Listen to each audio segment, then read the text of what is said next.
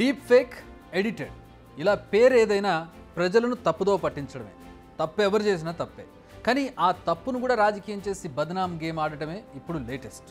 కాదు అంటే ఇప్పుడు మేము చెప్పేది మీరు వినాల్సిందే. भारतीय जनता पार्टी की सरकार बनेगी तो एक गैर संवैधानिक एससी, एसटी और ओबीसी का है वो रिजर्वेशन को हम समाप्त कर देंगे। रिजर्वेशन को हम समाप्त कर देंगे।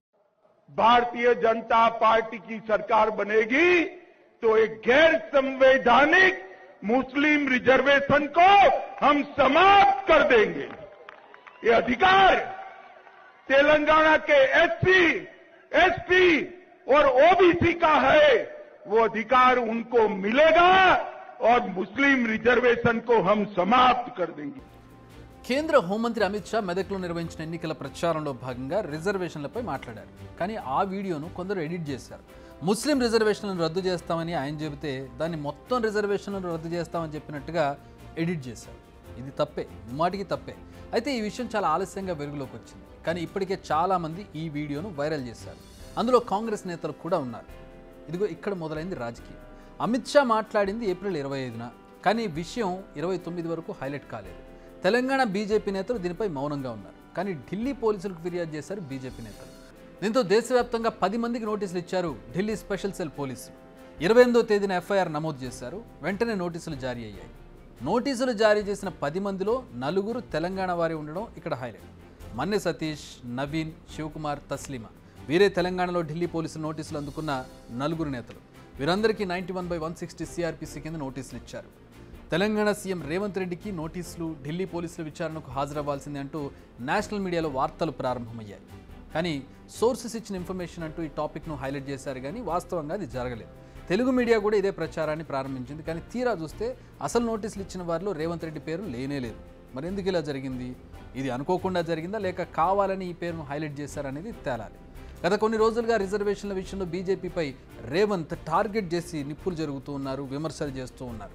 నేషనల్ మీడియాకు కూడా ఇదే టాపిక్పై ఇంటర్వ్యూస్ కూడా ఇచ్చారు. దీంతో కావాలనే రేవంత్ను బీజేపీ పెద్దలు టార్గెట్ చేశారనే అనుమానాలు వస్తున్నాయంటున్నారు కాంగ్రెస్ నేతలు. సీఎం రేవంత్ కూడా ఢిల్లీ పోలీసులు ఇచ్చిన నోటీసులపై స్పందించారు. तेलंगाना कांग्रेस पार्टी ऑफिस में दिल्ली पुलिस पहुंचा हुआ है।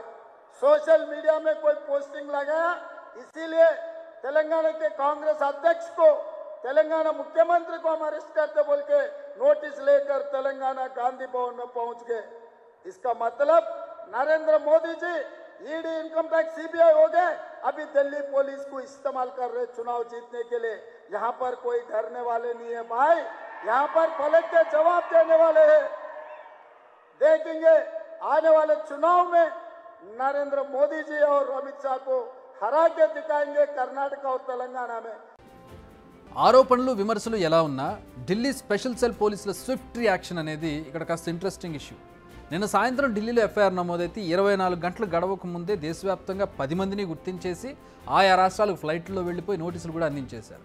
ఇక ఈ కేసులో నమోదు చేసిన సెక్షన్స్ చూస్తే అర్థమయ్యే మరో విషయం ఏంటంటే ఏ కేసులో కూడా 7 ఏళ్లకు మించిన జైలు శిక్ష లేదు. అట్ ది సేమ్ టైం చాలా సెక్షన్స్ జస్ట్ ఫైన్ వేసి వదిలేసేవి మాత్రమే ఉన్నాయి. మరి ఇలాంటి ఇష్యూకి ఇంత హడావిడి ఎందుకు చేస్తున్నారు? కానిస్టేబుల్స్ రావాల్సినటువంటి నోటీసులు ఇవ్వాల్సినటువంటి ఒక కేసులో పై స్థాయి అధికారులు వచ్చి ఇవ్వాల్సినటువంటి అవసరం ఏంటి? ప్రస్తుతం కర్ణాటకలో ప్రజ్వల్ సెక్స్ టేప్స్ అంశం తీవ్ర దుమారం రేపుతోంది.